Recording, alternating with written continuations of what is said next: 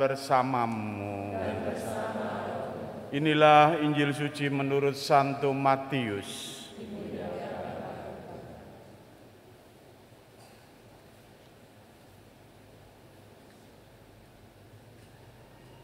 Dalam khotbah di bukit, Yesus mengajar murid-muridnya.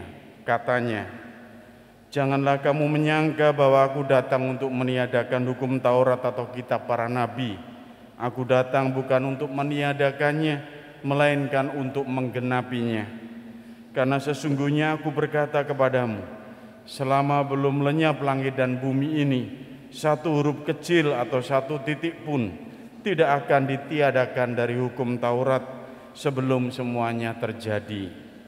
Karena itu siapa yang meniadakan salah satu perintah hukum Taurat, sekalipun yang paling kecil, dan mengajarkannya demikian kepada orang lain, ia akan menduduki tempat yang paling rendah di dalam kerajaan surga. Tetapi siapa yang melakukan dan mengajarkan segala perintah Taurat, ia akan menduduki tempat yang tinggi di dalam kerajaan surga.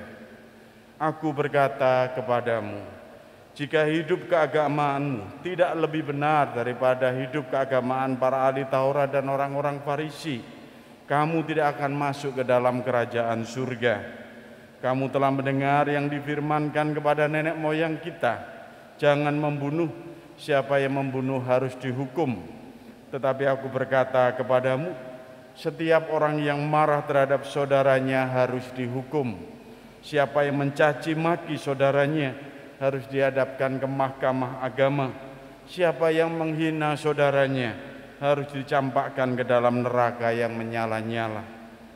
Sebab itu jika engkau membawa persembahanmu di atas mezbah dan kau teringat akan sesuatu yang ada di dalam hati saudaramu terhadap engkau, tinggalkanlah persembahanmu di depan mezbah itu dan pergilah berdamai dahulu dengan saudaramu, lalu kembali untuk membawa persembahanmu itu.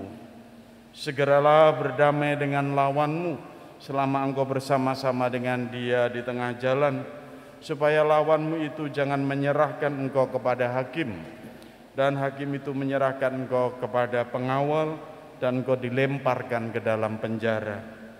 Sesungguhnya aku berkata kepadamu, engkau tidak akan keluar dari sana sebelum engkau membayar hutangmu sampai lunas.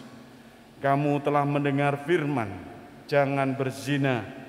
Tetapi aku berkata kepadamu, setiap orang yang memandang perempuan serta menginginkannya, sudah berzina dengan perempuan itu di dalam hatinya.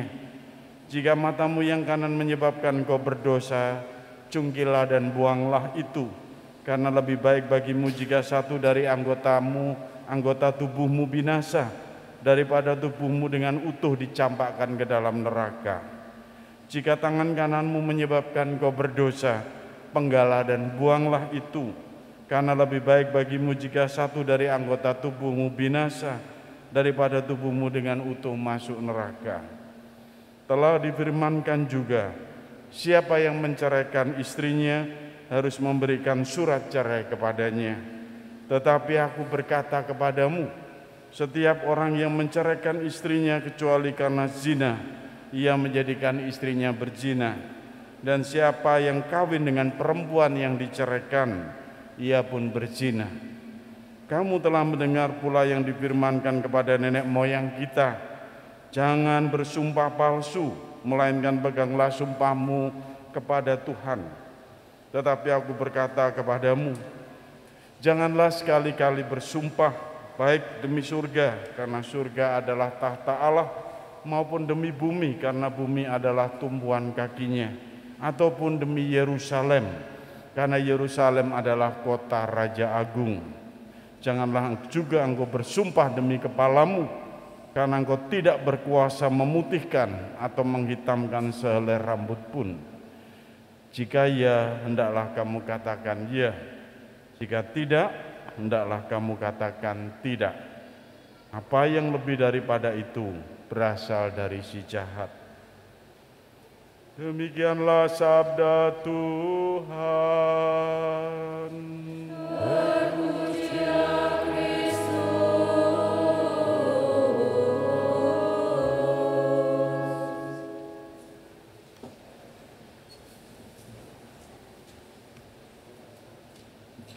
Ibu bapak saudara-saudariku yang terkasih dalam Kristus, saya pribadi itu respect dengan Bapak Wakil Wali Kota Surabaya ya, Bapak Armuji. Itu di medsos itu ditunjukkan sering bagaimana dia itu dengan bijak gitu ya, menyelesaikan masalah-masalah sengketa antar warga Surabaya gitu ya.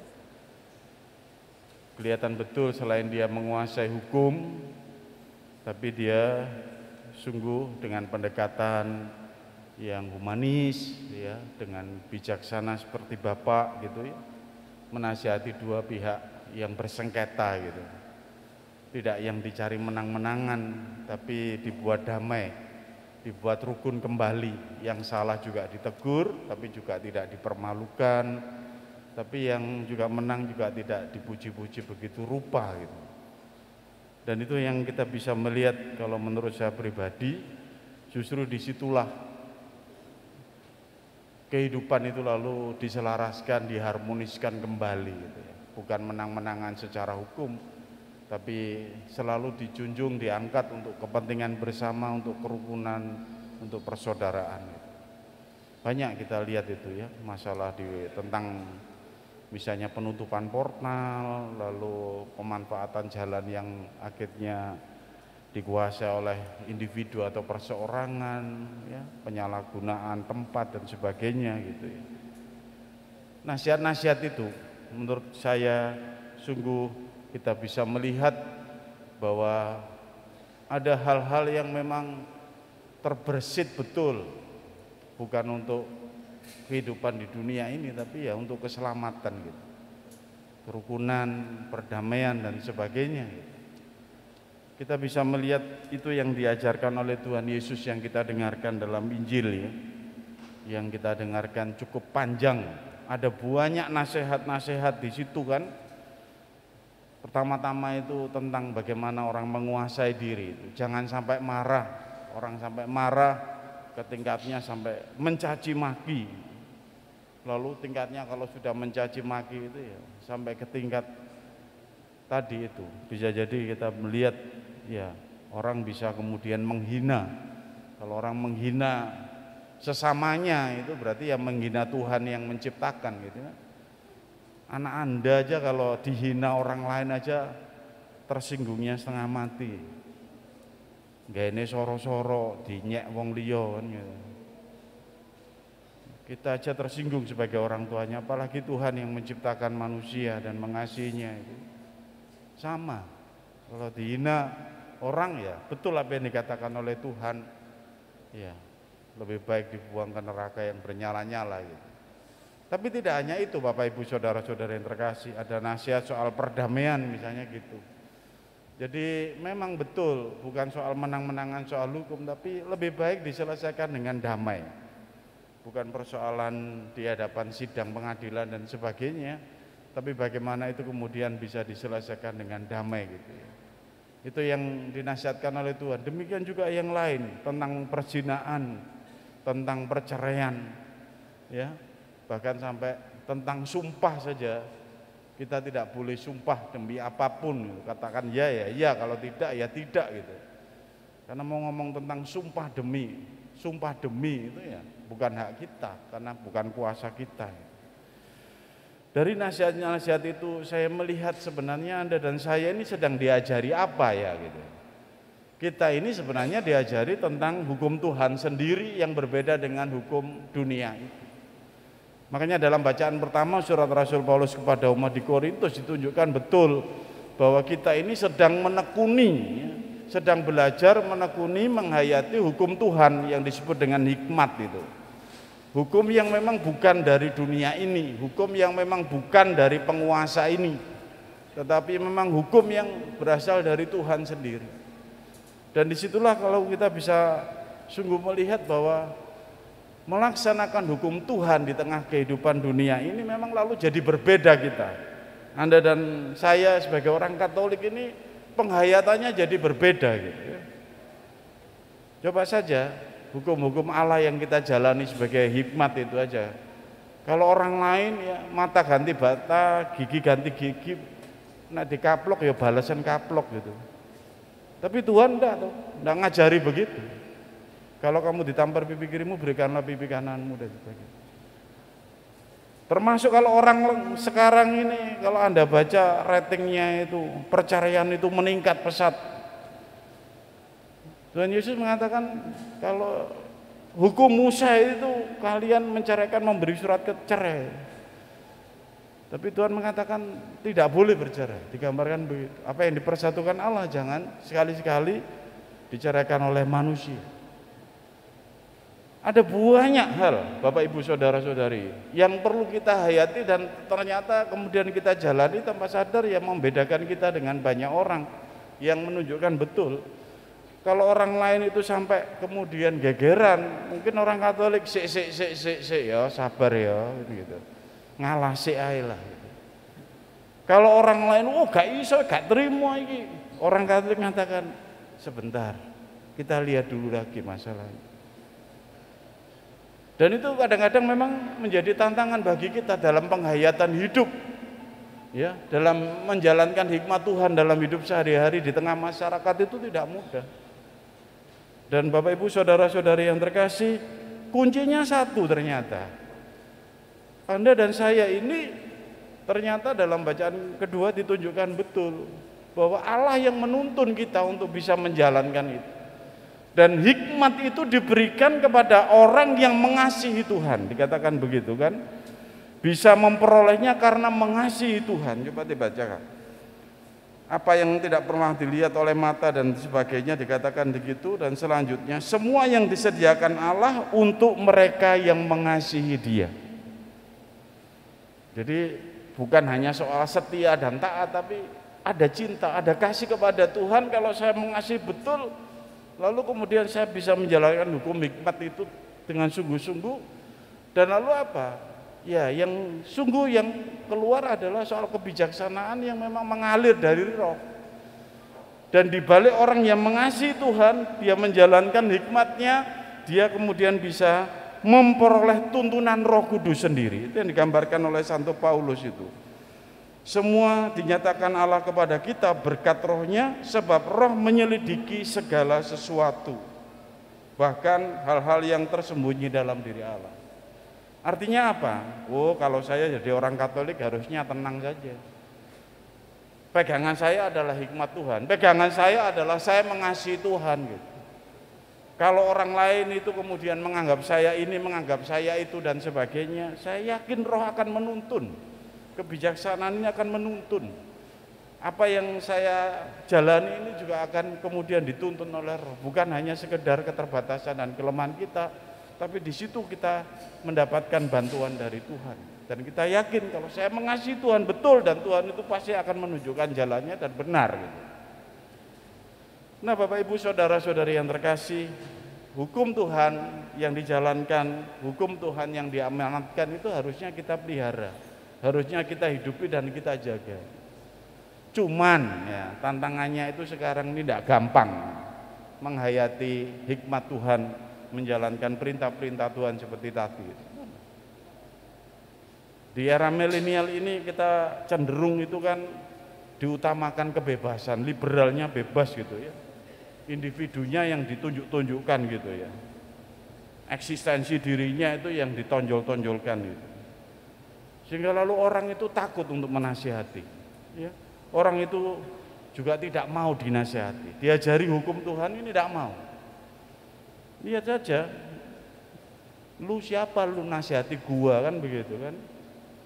Bukan urusanmu, urus urusanmu dewe, ojo ngurusi aku, kan begitu kan?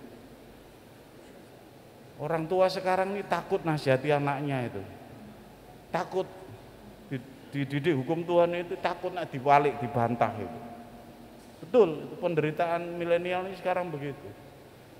Anak juga begitu, kurang menghormati orang tuanya, diberi yang baik, papa mama itu wis kuno, urusanku saya itu urusan arek-arek beda lagi. Jadi itu merasa betul bahwa kita itu dikotak-kotakkan dan kita itu tidak bisa lagi lalu saling menasihati. Kita takut menasihati dan juga kita tidak mau untuk dinasihati gitu ya. Lalu kebaikan-kebaikan hikmat Tuhan itu di era sekarang terkubur dengan egoisme, itu terkubur betul. Ya jangan salah, kemudian yang dicontoh itu yang muncul-muncul, yang viral-viral itu, yang elek-elek itu, yang emosi dan sebagainya itu. Sinetron-sinetron itu juga begitu. Ada nilai-nilai yang baik ya bagus, tapi pada saat nilai-nilai jahat itu ditunjukkan juga sampai mendelik-mendelik apa ya ngono gitu ya. Ekspresif macam-macam gitu. Mau ditunjukkan betul itu bagaimana ego manusia itu. Kita ini tantangannya di era milenial, bagaimana hikmat Tuhan bisa dihidupi. Terkubur betul, terkubur. Lama-lama juga yang muncul itu ya pokoknya yang ngetren, yang muncul itu yang menarik dan sebagainya. Bukan yang baik gitu. Yang kedua, Bapak Ibu saudara-saudari yang terkasih, kita itu juga harus yakin bahwa gambaran apa yang diwartakan Tuhan itu menjadi tantangan kita zaman ini juga gitu ya. Maka panggilannya adalah keberanian enggak kita itu di era milenial ini untuk sungguh-sungguh juga berani untuk membenturkan ini hikmat Tuhan dengan apa yang dihayati dalam kehidupan masyarakat, apa yang salah kaprah, apa yang tidak benar dan sebagainya itu. Tidak hanya ikut-ikutan saja enggak. Tapi coba untuk dikritisi, coba untuk dilihat ulang, coba untuk dikaji ini kira-kira menurut Tuhan, menurut hikmat Allah itu bagaimana. Ya. Bukan berarti hukum Tuhan itu kemudian sudah kuno, kolot, lewat dan sebagainya, enggak. Tapi bagaimana itu bisa kemudian kita hayati dalam kehidupan kita sekarang ini. Nah Bapak Ibu saudara-saudari yang terkasih, memang Anda dan saya ini pejuang untuk hikmat Tuhan ini. Ya tadi nilai-nilai yang diajarkan, kalau dikatakan kalau maka aku berkata kepadamu, kalau maka aku berkata kepadamu. Demikian Tuhan Yesus itu melengkapi dan menyempurnakan gitu. Nah, tantangannya juga yang menurut saya yang ketiga itu kadang-kadang justru kita menghayati hukum Tuhan loh Romo, saya ini malah digoblok-goblokno kan gitu. Oh goblok wong Katolik itu, dikai rezeki gak gelem, dijak korupsi gak gelem. Oh goblok wong Katolik itu kan gitu. Tapi justru di situ kita menemukan betul apa yang memang hukum bukan dari hukum dunia ini dikatakan begitu. Dan itu yang harusnya kita pegang terus-menerus. Tetapi hikmat Allah saya yakin itu akan menang gitu ya. Penguasa-penguasa dunia itu akan berlalu menurut bacaan yang kita dengar hari ini. Tapi hikmat Allah itu akan menang dan dia akan mengatasi segala-galanya. Nah Bapak Ibu saudara-saudari yang terkasih, kuncinya tadi bagaimana kita itu sungguh merasakan dituntun oleh Tuhan. Romo saya punya hal-hal tertentu, bagaimana saya mengatasi. Percaya mengasihi Tuhan dan percaya sungguh bahwa Roh Kudus membuka, digambarkan di situ. Roh Kudus itu menyelidiki segala sesuatu.